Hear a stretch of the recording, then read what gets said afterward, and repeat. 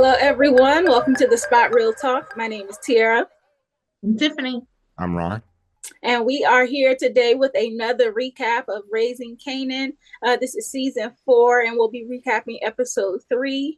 But before we jump into that, please make sure you subscribe to our channel, like the video, and go ahead and click that thumbs up button so you get notified every time we post.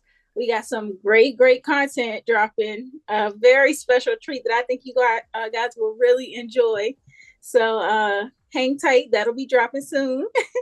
And go ahead and tell your friends and family about the Spot Real Talk. Get them hip to the show and put them on because we got a lot of great content coming your way. Tiffron, y'all got anything else to add to that? No. I think you said a mouthful. Oh, yeah, I did. Okay. Well, without further ado, we will go ahead and jump into the recap of Raising Kanan season 4, episode 3, titled Bygones. I'm not really quite sure why they called it Bygones because nobody is letting bygones be bygones. Well, they're no, well, they're gone. Yeah, they're Yeah. pretty gone. Bye. There was a lot of grudge holding this episode. First of all, starting this stuff out with Unique and his whole vendetta that he has against Raq now. He is out for her neck. And, he is not trying to reveal himself up front. Kind of like early kind of advised him, like, being you a ghost right now. That's your best secret weapon that you got going for yourself. But he's leaving some serious breadcrumb. I mean, he is, but everybody still thinks he's dead, so they kind of like ruling it out. He goes after the Chinese the carryout, sorry. And Sunny. Yeah, with Sunny and Richard. And it seemed like, he already knew that they had betrayed him. And he didn't really give them any kind of consideration to the fact that they literally thought he was dead. Right. So and what how did do you you want look them at to that? do? Right. I mean, how do you look at that as a betrayal? They didn't betray him. You were dead. I mean, by all accounts, you should have been dead. But, they had to keep business going. I thought it was going to go a completely different way. How'd you think it was going to go a different way? Well, I thought maybe that that Unique would come in, do what he, I knew he'd get the product and all that, but I thought he might ask like who are you supplying? And they may have, given up Marvin or something, or said something like, Raq is now, blah blah blah. That's what I thought might happen. But he's been watching, so he knows. Yeah, I mean, I know he, well, I don't know. Then this take and kill. I mean, gosh, man, I knew you were going to be rogue, but I mean, you The just head injury, he's not the same. look, Yeah, I mean, and he was smart enough to go back to early and make good. So, hey, but I the don't thing know. is, I think what Unique, he definitely is out for Raq, like I said, and he went to take the product and her money. So he's already hitting her where it hurts. But then if he would have left Sonny and Richard, then that means he's no longer a ghost because they would have immediately told They would have told him, yeah. So he had to take them out. Well, we'll see next episode, but and the way they died in their arms and stuff, I was like, I mean, that was cute. Yeah, I was like, real notebook like. Right. Yeah, like if you had to go, I guess that's the way to go together. Yeah, yeah. Look at my wife or girlfriend just one last time. But, yeah, I don't know.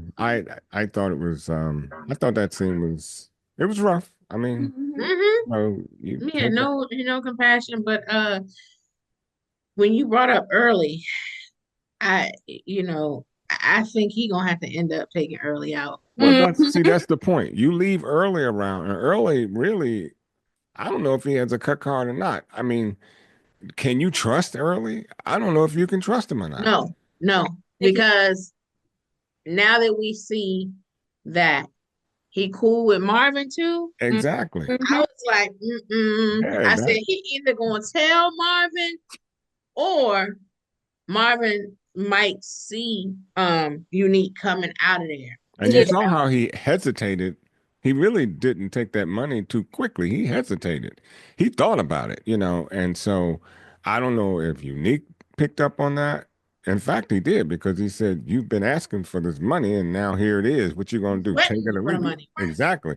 So, if I were, well, like I said, I mean, Unique might have a problem with his memory and his function, but he picked up on that, and if he puts two and two together, Early's gonna be late. And he quite literally told Early, Unique did. He was like, "I'm gonna burn this. So I'm fire, and I'm gonna burn everything down." So Everything. I think that Early is in a dilemma because I don't think he agrees with the moves that Unique is making, and so. No.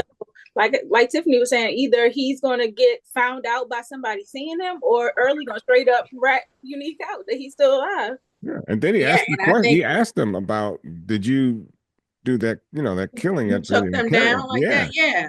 So I don't think, and to be honest, if I were Early, I wouldn't want any parts of it. So he don't seem like he do. He's just trying to get his money, and I think he'll end up taking Early out too. Yeah.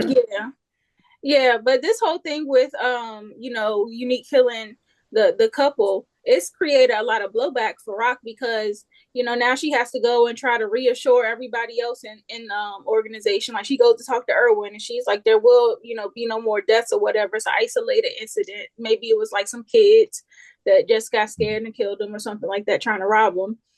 But she basically let them know too, like, we married in this game. There, you ain't getting out. Only one way out. Yeah, exactly. I was like, ooh, she let him know, like, you feeling me? Like, you hear me clearly? Like, we jumped the broom. And took the broom behind, grabbed the broom and took it with us. So yeah, that was. I was like, oh, she made business. But you know what? Right on, Raq. I like that because we are in business. This is part of the game. And you get a little heat, and now you want to jump ship. Well, it's their family too. Well, it's but family. But you put your family in jeopardy by playing the game. I mean, come on now. You can't have it both ways. If you want to protect your family, don't get in. True. Yeah, I mean that's the tough thing about being in business with family. But it's also like when I'm talking about the blowback of things, Quan is also a problem for Raq because now he'd already raised the prices on her last week, but the family element because Sonny was his wife's cousin, and so he's like, I'm trusting you to be in business, and you out here like, I guess he's thinking that whatever happened is tied to something that happened on her end, and so he's like, now my wife's cousin is dead, and you always talking about you need time to figure this and that out. We don't have time. He said you need to be making an example of somebody. Yeah, but then you just want to bum rush and just start killing folk. That's not good for business. Right. So, But that's the part about the family being tied into the business. So you get real emotional, real irrational. You want to start doing stuff on the flip. And it's like, you got to let cooler heads prevail in some of these situations, which he wasn't trying to hear, but was trying to let him know, like, we'll figure it out. She got Marvin on the case. He's snooping around with the cousin, the nephew, Sonny, Richard's nephew, who stole the drugs last week. Marvin was like, okay, 2 and 2, like he was stealing last week, so maybe it was him that hit up his own family and robbed them and killed them. And how long can Quan keep threatening Raq? I mean, she don't have no choice. No. She said when he said something on the way out. I forget what. Until he gets another plug, and when she get another plug, he out of there. She working. That's why she working on getting the plug now. Right. Because once she get the plug, he's gone. He out of there. Yeah. You saw the way she said, you say that like you expect me to. What did she say? Like you expect me to believe it. To believe it or worry about something. Yeah. Whatever. The way she said it was to me like. Oh yeah. If he was looking back at her, I'm like, you better look back at her because you better see what's coming next. He was mean mugging though. He was mean mugging like he was like he was ready for it. I mean, he was really straight up tripping, telling her, she's replaceable and whatnot. And I'm like, okay, you think that now? Right. That's what he said. You're replaceable. And she said, you keep telling me that like I'm supposed to believe it or something. But you keep on messing with Raq. Well, she went and visited Joaquin too. Her friend from the past, and he was kind of suggesting that she link up with Tremont. And so I'm like, oh, we already know they got some bad history. So I don't know if she's going to actually. It seemed like she might follow up on that because she don't really have a choice at this point. Really? Yeah. Threatening her. Right. Well, and plus you heard about King, like he said Tremont has connects in Asia, and that's what she needs. She needs the poppy fields and all that. So once she get the connect, she gonna get Quan out of there, and who knows, she might snake Tremont too. Yeah. Yeah, I can. Yeah, I definitely can see Quan out. Yeah, so it's a little bit of a dilemma that she's in.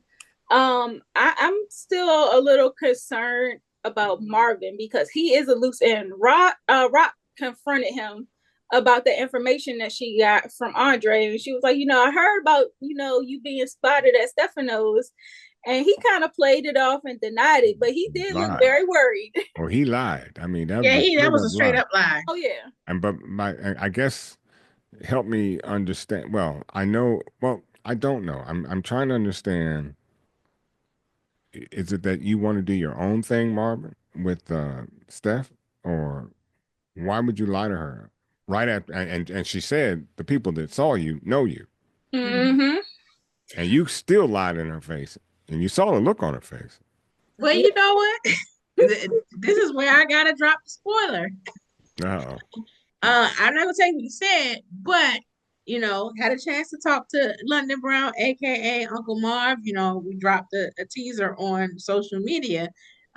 Interviewed him last weekend while he was in DC for the Black College Expo, and I straight up asked him about why he was behaving the way he was behaving and decisions he was making. So he did respond to that. I'm not gonna tell y'all what he said, but look for the interview and you'll hear from the horse's mouth what he said about why he's doing what he's doing.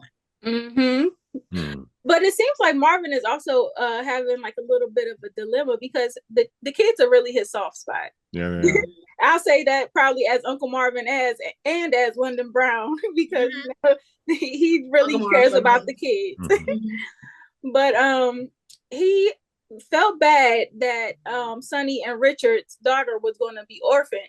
And that kind of like sparked him to also check on Gerald's daughter, Amber. And, he gave her his phone number and whatnot. I was checking on. So I'm like, okay, there is still a part of Marvin that has like some kind of empathy, even though he's having this kind of emotional fallout for being played by Gerald, he still has a lot of concern for his daughter. And he, just like the kids, he got Sonny and Richard's nephew to go and pick up their daughter so that she wouldn't be alone basically and get caught up in the system. So I'm like, okay, he still got a little bit of a soft spot, even though he's tripping a little bit, making some of these mistakes with Stefano. Yeah, he's tripping, and you can see even how he's behaving with his own daughter, how he stood on business with Juke when, I know we'll get to that, when the MP showed up, but he's backing Juke 100%. Yeah. So I appreciate that. Something about Marvin's character this season, though, tells me that some of his mistakes are going to come back to bite him. And I'm really hoping it don't mean what I think it means. But I hope it don't either. He might end up in a bang. So, at least he won't be wiped off the map. I'd take that. Yeah, I can stomach that better than him being, off. Yeah. You better be careful. Yeah, and speaking of Jukebox, you kind of mentioned her situation because she is, of course, AWOL right now. Well, I mean, and no, go ahead. No, I was gonna say the officer, she expected that they would show up at the door. She already knew what it was. Well, she's lucky too, man. I mean, she's quick. She's quick on her feet. I can give her that because you don't need to have the military showing up at your door. With an AWOL notice, because I mean that's Bing time, and you really don't want to go there. But she let him know, hey, I'm gay. So yeah, I knew she was gonna do that. I told my son, I was like, she gonna tell him about her sexuality because you see that's what dude put it out. So exactly. I knew I was like, they gonna let her go as soon as she says that.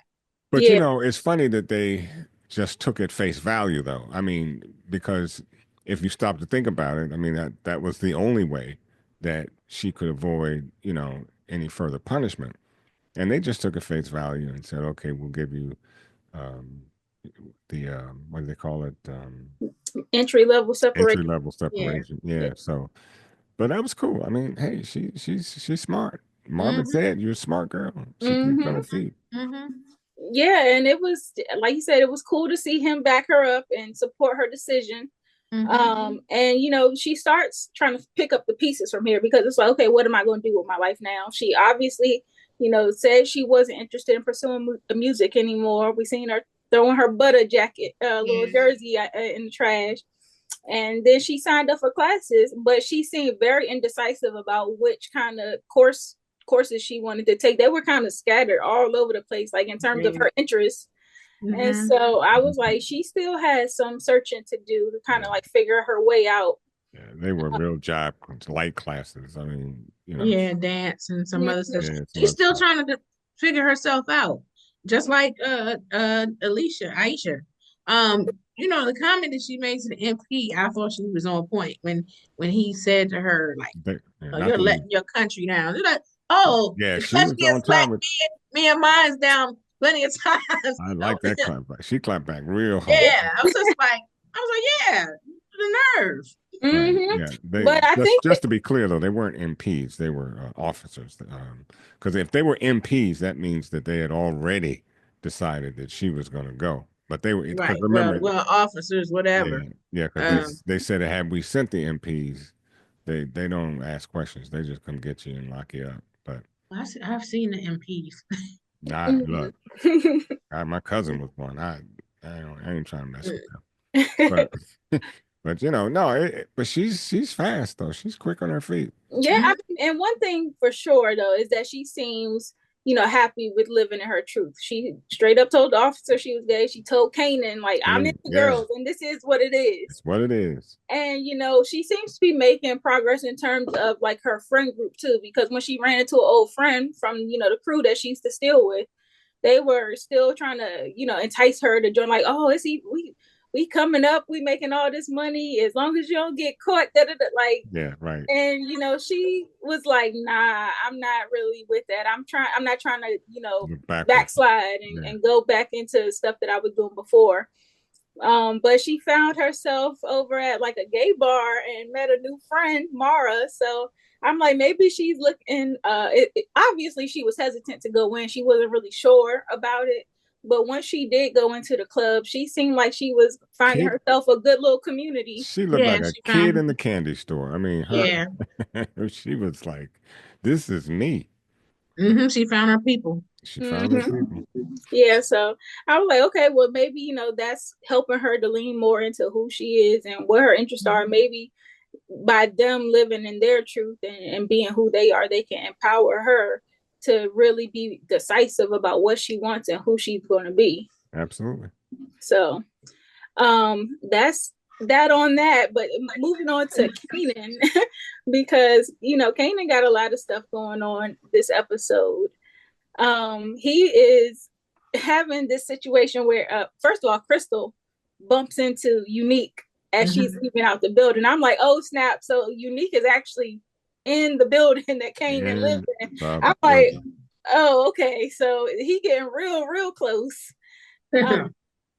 Yeah, and so Crystal kind of tells Kanan, like, look, I don't feel safe. I want to move out. You shouldn't even be living where you working. It's completely a mess. It's like he agreed that it was messy, and so they go and search for apartments, and it's only after they get discriminated against that Kanan kind of get that fire lit up under him, like, okay, like, no, we're gonna do this. But I said before that Crystal, he needs Crystal in his life because she was absolutely right. Yep, she is a really sharp thinker. Yeah, exactly. And she I think she points out to him things that he can't see for himself. Kanan kind of is full of himself at times, and he thinks he got it all figured out. Just like most pig-headed men, and I'm sorry, I'm a man. I know the pig-headedness.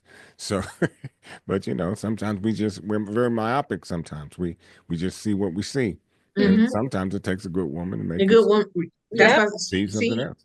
I'm saying it early, but she got my game ball this time because I thought that she came in clutch on several things because she convinced him to move, and I was just like, the fact that he was out and everything and looking for a place is the reason why he wasn't there when Unique stopped back by and rolled up on OC. So I was like that, and then when they went to look at that other apartment and she asked about the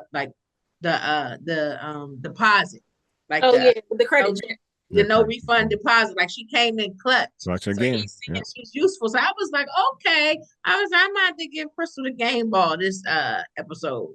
Yeah, and it's like you said, Unique roll right up in there on Kanan's little buddy, and I was like, see, Crystal was right on time, and I don't think OC making it up out of that apartment either. I don't think so either. Yeah, I was wondering if he was going to take it, take one, but I tell you one thing about Crystal though, you might want to put a little more respect in your mouth with Raq. Okay, I said the same thing. Yeah, I was like, I don't know who she dealing with. She don't know. That's what I said. I was like, she tripping, and I was saying to myself, I was like, she got the wrong one talking to her crazy. And he was like, well, Ma, you know how it is. He said, they got a bad relationship, and he probably was, pillow talking to her, and the women gonna stand by their man. So she was call herself standing on business, but Raq is the wrong one. Yeah, wrong. That's the wrong Raq you want to stand on. Yeah. Exactly. So, I was really proud that Kanan listened to Crystal on that kind of situation there. But switching gears a little bit, I wanted to talk about Lou because he showed a lot of growth this episode. First of all, he has been dealing with a lot personally. And so he has his kind of like celebration for at the rehab, and he's obviously reached some kind of milestone. But he talked about his near death experience where he was about to take himself out, and he kind of reflected on that and how he seen a reflection of himself in the mirror, and he kind of felt bad for himself, and that gave him permission to forgive himself for all of the stuff that had gone down in his life. So the fact that Raq was there to hear that, I think, was really important, especially reflecting on the way she used to dog him out and she used to just chew him up verbally. And I think that allowed her to see maybe the effect of some of her actions on the people around her. So I was like, that was dope that they kind of got to clean that situation up between the two of them. And he was kind of like, talking about repaying her, and she's like, the only repayment you need to give me is to get your life together, succeed. So I was like, okay, that was a really dope moment. But outside of Lou's personal life, this whole situation with B Rilla, this man is overstaying his welcome at Lou's house. Oh my God. Leaving the place a mess. He got Chinese food containers everywhere, junking it up. Please, brother, you got to roll. And it's funny though. B Rilla is kind of funny. He's funny. He was talking to Lowell. What's Lowell. Lowell. The way that exchange between them, I was like, but Lou was like, when he stood up and like he was going to do something, Lou put his hand in his chest and said, you need to sit down and listen to what Lowell got to say. But Lowell is cool though.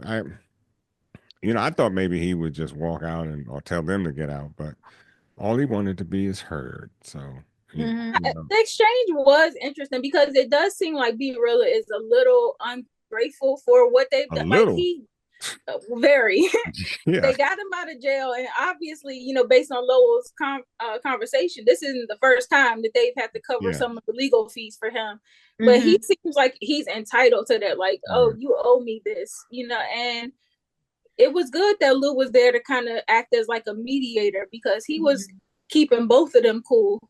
And like you said, Lowell just wanted to be heard. He was tired of some of the racial remarks that B Rilla was making about him being a Jew and, all of this stuff. And I think Lowell might have made a mistake in some of what he was saying because... I know what you mean.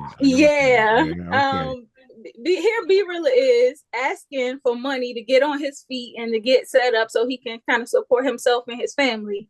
and you're Oh, yeah, the denying. money. Oh, And here Lowell is going on this rant about how, you know, his father had this deep mistrust of the banks, and there's all these preconceived conceptions about Jews and how they control this and that. And he's like, my father didn't even, you know, trust the banks, and I don't either. I keep all my money in my house. Well, now And I I was keep some like, of mine in my house too. And did you see that light bulb come on with uh-huh. Brilla? I mean, I'm you know, wow, yeah, we'll see, we'll see Well, what that's comes of that. yeah. He might be going right back to. But the thing is, I mean, I hear when you say that he's being ungrateful. But one of the things that he said was that the contract that he had, that he couldn't support himself or his family. So yeah, Lowell must have gave him a low ball contract too Well, for there him to was no money. There was no initial upfront money, and he was there. saying, I can't live with nothing in my pocket. And I guess in a sense that's true, but there are a Mhm. lot of contracts written like that too.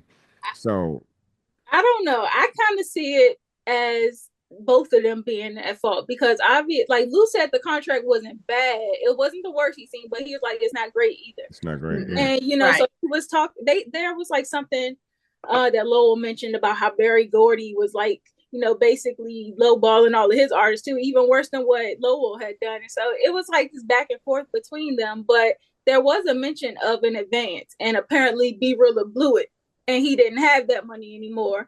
And so I'm like, there's probably blame on both sides because Mhm. whatever money you did have, you obviously didn't use it wisely. And Mhm. here you come with all these legal issues that they keep having to bail you out of. And then you are disrespectful and ungrateful on top of that. It's like, I really don't want to give you no more money. And so, and I don't know, but it is notorious that in the music industry, the artists get pennies compared to what the label executives get. Mhm. So And the writers. I mean, if you're a writer, you know, you're good. If you're, Yeah, the writers get paid. they get paid. Yeah, but I mean, the artists, you know, it's a rough game. I mean, yeah. Mhm. I And, wouldn't but do it. they did agree that he would get a recoupable advance. So, like I said, Lou was there to be the mediator. He mediated and came to like a happy medium on all of this stuff. I just see so much growth in Lou and his patience and his Mhm. ability to Mhm. you know, really be that voice of reason, which I'm like, where did that come from? Because that's not what we are used to from him. He was a hothead. And That's so what that new life will do for you. When you get new life, you know, it changes your whole perspective. And Yep. so, you know, and I love what he said when he looked at, you know, he saw himself in the mirror and he didn't like what he saw. yeah, Uh, yeah. and that was very powerful because I think if more people in that situation could do that, you know, perhaps they'll see something that they don't like and choose another way. But that's very powerful. And Mm-hmm. it also brought me, this whole episode kind of brought me back to what I said to Patina in our interview and actually Sasha when I had mentioned the sensitivity of season three, and I'm And the just seeing vulnerability. the vulnerabilities, Mhm. and I'm seeing more and more of it. Although you know, Patina put me in a kind of chokehold with it, but I mean, I mean, no, she was good with it, but and I still see the vulnerabilities and Mhm. it's just becoming more apparent as Mhm. we go from episode to episode. And Sasha Mhm. saw that, you know, and what he said, he didn't realize I was able to pick that up so soon. But it's quite evident to me, and actually, it gives it a little more flavor than what you can expect because I don't know what to expect from Patina from episode to episode. Yeah. And you know, Rock is a very complicated character. Very, very. Mhm. You know, obviously she's balancing a lot, trying to keep the drug business going, trying to keep everybody alive. And but you know, the vulnerability that she showed with Lou, I don't it seemed like she's also trying to figure out her family relationships because when she goes to confront Kanan about all the missed school days, you know, he basically said like college ain't for me. I dropped out of high school. College was your dream. And he says, after all you had me do, how can you expect me to just go to college and act like nothing happened? Like, look what Mhm. you've done to me. Mm-hmm. And it seems like on one end she's willing to acknowledge like some of her faults with Luke, but it seems like she's not all the way there with Kanan. Like she's trying to sweep some of the stuff under the rug. And Kanan kind of even voiced that opinion to Grandma. He was like, if she would be honest with me, things would be way different. And when he was trying to convince Grandma to, sit down and have the dinner with the kids, and I was just like, it's interesting how Raq is navigating her family relationships, especially at that dinner. If we talk about that, because of course Grandma has the terminal cancer and she finally decides that she's going to let her children know. So she organizes this dinner, and Raq kind of loses it when she finds out about it, because I think that Raq felt like her mom was trying to guilt trip her or something like that. Like, oh, I'm dying now and y'all should help me or something and Grandma was like, no, I'm not here for that. I'm not trying to get y'all sympathy. I'm just literally letting you know. I think that was Raq's guilt coming in. Yeah, I think it was misplaced. It was misplaced anger, because, she was simply doing what Kanan had asked her to do, which is inform the family. And I thought she went about it in a very congenial way. I mean, she was trying to make some light talk with them, and everybody was, kind of 2 words, 3 words maybe, and that's it. And she looks at Raq, and Raq is realizing that there's something else there. And when she tells her what that is, Raq goes ballistic. And not only the fact that she's telling her, the fact that Kanan knew as well. That's what I was going to say. She was angry at that. Yeah. He knew. I think it is, grief. Like different people, people act differently when they hear news like that, and they already weren't in a good space. And then to hear that news the way it was and stuff, I think she was trying to process. And I think, you gotta think about all the stuff. She had a loss. She just got rid of a baby too. So that's a loss. Now her mother is telling her that she's dying and stuff. And she already has a complicated relationship with her mom. And then just all the things that are going on in the life with Richard and Sonny being taken out and stuff. I just think everything, the complexity of everything going on at one time. And I wanted to piggyback on what you were saying, T, about Kanan, like that comment in the conversation that Kanan had with Raq. When I thought, what he said made sense, but when he said, "I'm starting to think you crazy," I was like, he talking crazy. He could have got snatched up himself. Well, I'm crazy. But Grandma stood on business when she told Kanan, that's my daughter and your mother, and you need to put some respect in your mouth. Yeah. And so I'm like, okay, Grandma, you know. Yeah.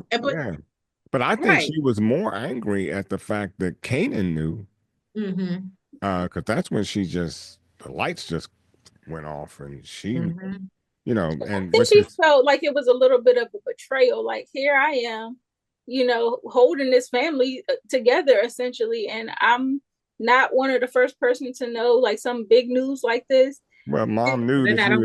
And even I know, but even Kanan, like what she was saying in the last episode, like we don't have to be, mother son, but we're business partners. And I think like it's so tough to navigate being in business and being family. This whole episode kind of like exposed that being involving your family and your business never works out. But at the same token, though, you made Kanan. In other words, what I'm trying to say is the way you treat your mother, and then you expect your kids to treat you differently.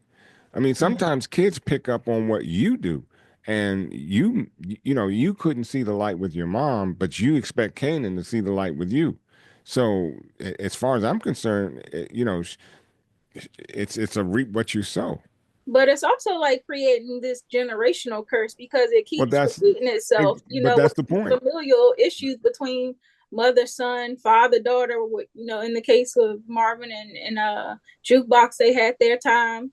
Yeah. It's like all of these generational curses keep getting passed down. And Kanan was trying to change that by telling grandma to be upfront about it. She really was not about to tell him. But he was like, let's expose this truth. And when she told them and seeing the response from the kid, and she looked at Kanan, which kind of clued Raq in that he knew. And so it was like grandma was almost looking at Kanan like, see, I told you so. I told you which this is wasn't a probably good what idea. she was saying, because but still she did the right thing, regardless of the outcome. But I think that if Raq needs to take a very close look at herself. I mean, you can't expect to treat your mom, his grandmother, a certain way, and then expect that not to come back. It's a boomerang effect. It's going to come back to you. And obviously, when y'all say a complicated relationship, it's not even. It's more than complicated, because obviously there was like a whole lot of like verbal abuse there too. Like grandma's not innocent.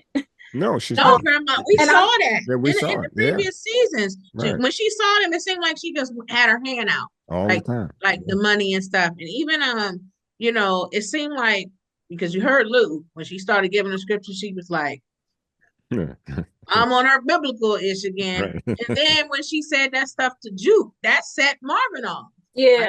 Like you got to do more than try, baby. He was just like, she just got home. But it wasn't anything wrong with that, though. I mean, it was just bad timing. It was bad timing. And sometimes it's about what you say. It's about how you're saying it too. It's how you're saying it. And, and it came across like, because Juke's face dropped. If you saw her face, it dropped. And it was almost like you kicking me while I'm down. Like, Yeah. Well, I mean, it's the decisions you made. I mean, like we saw in the military, she was doing well, and then all of a sudden she's AWOL. So it's just really she saw that she couldn't be herself in the military. Well, when she saw a dude get kicked out, that was a pivotal moment for her. The thing that grandma is mixing is a lot of context to these decisions that are being made. And so she's just like advising without knowing the full story of what's going on. And I think that's a theme in that family too. Everybody hopping on everybody's neck without really understanding what they're going through.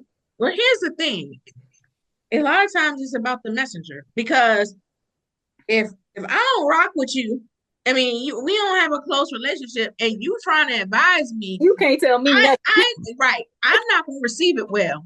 Right. and you can see that at the table. Like that's what was happening with like Lou, and everybody's looking like, because the relationship is fractured. Yeah. So it was just a bad idea, probably all around. I think grandma should have added some context to the conversation before just throwing that information. Well, she tried that. She should have said, around the table. I'm not here for sympathy. I'm not here she said for that. handout. I'm not here for this and that. I just simply want to give you the information and do with it what you want. But she said that. And she said that. She did say that. Yeah. And so my point was, look, a little respect goes a long way. That's all. I mean, yeah, you're right. There's bad blood. There's all sorts of things, but grandma's still grandma, mom's still mom. Right, you still respect her. Maybe she could start out with an apology or something like that. Yeah. Well, that might have worked, but then again, they would have. I mean, can you imagine she's starting out with an apology? They go, "Oh Lord, what do you want?" I mean, I don't know what road she could have taken that would have been would have sufficed for the family, because they all got it in for whatever reason, and it's sad that she messed up her family that to that extent, because you couldn't go to any street and try to find some sympathy with these guys, man. Well, I think what it is now that we're getting more color to the situation with the grandfather's death, it seems like a lot of stuff changed after he self-transitioned, and it might have made grandma act out in ways that she didn't used to. The kids might have had a good relationship with her before, their father passed, and then afterwards she might have just changed up. That trauma might have caused her to be mean and bitter and lash out on the kids. So it seems like that's a logical explanation for why she is. I can't see any other reason why she would be so sweet to Kanan and then terrible to her own kids. I don't know. Grandparents are different with with the kids. The grandparents, they are different with the kids. They are. So I don't know. I really hope that Raq takes her time to really process the information and comes to a less emotional response, because it seemed like, you know, kind of like you were saying, Tiff, she acted in the moment and it was just like a kind of on the spot reaction, and maybe the anger was the first thing she felt, but as she processes it a little more, she might come to a different conclusion. She's gonna be hurt. That's still her mom. Yeah, so I feel for the family. It's a lot going on. It's a lot to have going on when your life is in danger, when your parents are not in the best health, when your family has all of these issues internally. It's just a recipe for disaster. So, and she still don't know about the lawyer yet, and she still don't know about Unique yet. So, right. What I see in the, I'm not maybe the next episode, but I do see Raq going back to her mom and sitting down with her. I see that. Remember, it's the road of vulnerability. So I actually see her going back and sitting down in a more or less apologetic situation. Not maybe saying the words, but maybe listening, hearing her out. Maybe, yeah, because Raq is not one to mince words. Like, I think if she has something to say to her mom, she says it out front. But like you say, maybe the vulnerable conversation is the one that hasn't been had. Maybe that'll happen now that she realizes she doesn't have much time with her. And still, with all the things that are going on in her life, I really can't see her not doing that. You know, not going back and saying, you know, what is all this about? I mean, you know, just try to open up a little bit. Whatever happens from that, it's, you know, water under the bridge. But hey. Yeah. Now, you did mention Andre and Raq not knowing that he's dead. I think Raq might have made a big mistake when she called him and left that voicemail. And I said the same thing. I need to know what your connect inside the department knows. And I'm like, oh, yeah. That's what I said. I said the same thing. When I was watching it with my son, I was like, I said, she shouldn't have said that over the telephone. No, I was like, yeah, I was like, she shouldn't have said it over the phone. Or she should have just said, I need to talk to you about something. Hit me back. Like, don't be giving all the details. Yeah, she said, I got some wildness going on over here. Well, I mean, if they were tapping her phone, that'd be one thing, but, you know. But we don't know that we're not, because the feds. Well, but she did. Well, she moved. I don't know. I would hope that they're not. Andre told her the feds was watching Stefano.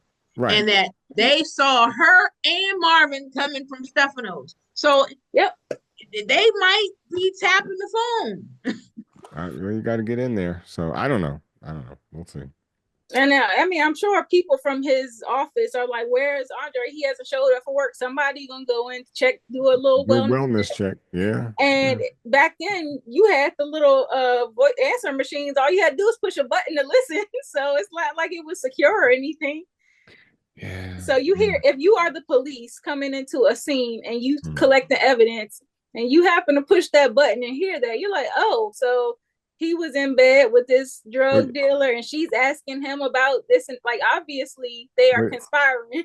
Well, at least you know she didn't do it, because she's not aware that he's dead. So maybe that's good. You know, maybe that's a good thing for her. But I see that. Yeah, it can be very problematic. Yeah, we'll see how things play out. I think we've already kind of, or at least Tiffany, you laid out who your game ball goes to for this episode. You said Crystal, which I can agree with for sure. I want to give a game ball to Lou for his progress. Yeah. For, you know, being the mediator in that tough situation with Rilla and Lowell. He deserves it. Yeah. Ron, you got anything else you want to do or anyone else you want to nominate for a game ball? Grandma. That was a very difficult thing for her to do. She didn't want to do it. And she took the advice of Kanan, because Kanan was right. And I'd give it to Kanan just for that as well, because, you know, to acquiesce to a situation like that when you know you're going into a hostile situation. And she did it anyways. And pretty much got what she was afraid she might get. So I'll give her the game ball for stepping up like that and taking those blows. Okay, I'm not mad at that. All right. Going on to who can get the hands. Do we have anybody we want to nominate for who can get the hands? Yeah. Go ahead. Okay. I'm the obvious is the obvious, but well, unique definitely. Right. But Mm-hmm. I'm giving the hands to early. Okay. Well, you get Why early? You I think can't you're giving it to look. him early. You cannot have two gods. You better stay either on one side of the fence or the other. But you playing this. You playing. You look. You are in some dangerous water, playing Unique and Marvin. Can't have two gods, my brother. And you can't take money from Marvin, then turn around and take money from Unique, knowing what Unique did. You better make a decision which side of the fence you're going to be on. So as far as I'm concerned, you get the hands. I think he's gonna come around. I think he's gonna try to tell, and I think it's gonna get him killed. Well, then I'll give him the game ball. But right When now, that happens. I'm still thinking that, I'm on the fence about it because he did. I'm still thinking Marvin deserved the hands for lying to Rock. Oh, that's a good oh one. yeah, that's a good one. I think he deserves the hands for that. But I was torn because I appreciate the fact that he went to check on Amber and everything and said Godfather, and and seeing that sensitivity about the kids and stuff. So I was torn about giving him the hands, but he does deserve the hands because he lied. Right. Yeah. He Yeah, for lied to his sure. own sister. I mean, so. Mhm. But then Oh, he gave the little girl some money too. So He did. He that, did. you don't give little girls like that money. I mean, that could be problematic because her foster parents will find out. So, that could Might be a have little been, problem. yeah, I that mean, might I have understand been what he did. I understand it. Hey, I'm not even mad that at he it. was a godfather. Yeah. Yeah, but, So it's better be careful. we'll see. I think I'm gonna put B Rilla on the who can get the hands list because he was tripping yeah, a little bit. yeah, he was tripping. I was gonna ask y'all something about B Rilla because I was talking to son and I was like, you think they gonna blow up together? And he was like, B Rilla going back to jail. He Yeah, I going back to the agree. bank. And I was like, I, y'all think he going back to the Yep, bank or you yep. think I agree with they gonna Darren. make it I agree with Darren 100%. He's hit? going back. And it won't be that won't be later on in the episode either. I Right. doubt very seriously get anything out. The only thing he's gonna get out is out of freedom back into jail. That's what he said too. He was like, nope, he going back. He's I going back. said, dang. Yeah. Yeah. So, um, it was a lot this episode, and I hope that the family can move forward next week's episode without making too many rash decisions. Because when you hear news like that about your parent, it's difficult. I don't want Lou to spiral back into drinking again. I don't want Marvin to go out here and kill somebody out of anger. we, we don't need Rock slipping up and making a mistake. So we'll just see how everyone handles it, and hopefully they can let logic prevail. I think logic You don't seem optimistic. logic lives on a whole different neighborhood. No logic here. I mean, but hey, look, hope springs eternal. So I can be with you. Okay, well, this was a great episode. Really enjoyed it. Everyone in the comments, please drop down and let us know what you thought about this episode, as well as any predictions you have for the next episode. Make sure you follow us on all of our social media platforms. We are at The Spot Real Talk on all major platforms, so give us a follow there. Also, be sure you like, subscribe, and click the notification bell here on our YouTube channel, and invite your friends, family, your sister, your cousin, your brother, your uncle, your coworker, whoever. Tell them to hop onto The Spot Real Talk. We do Raising Kanan for now, but we got a lot of great shows that we recap coming back. So we will keep the show going. We'll keep the ball going. So make sure you are tapped in with us. Like we mentioned earlier, there was a little teaser about an interview coming out soon that Tiffany did with London Brown, who plays Uncle Marvin on this show. So be on the lookout for that. That notification bell, if you click it, it will alert you when that interview drops. There is also an interview playlist that has all of our past interviews specifically for this show. We just had one that was done with Patina Miller, with Sasha Penn, who does the writing for the show. Like, there's so much content on there. You could be entertained for years. I'm telling you, we've been working hard to really provide you guys with some great content to watch and enjoy. So please make sure you tapped in with us. I know I said a whole lot. Tiff, Ron, y'all got anything else? No, you said it all. Yes, indeed. All right. Well, on that note, we're going to call it a night. Thank you guys so much for watching, and be back next week when we recap episode 4 of Raising Kanan. Good night. Bye. Her mini skirt on, hop up in my two-seater. I got bread, baby, would you like some more pita? You a star, baby, I'ma call you Big Dipper. What you want, baby, call me Big, Big. Her mini skirt on, hop up in my two-seater. I got bread, baby, would you like some more pita? You a star, baby, I'ma call you Big Dipper. What you want, baby, call me Big, Big Dipper. Diamonds on my neck, match the diamonds on my wrist. And she like to call me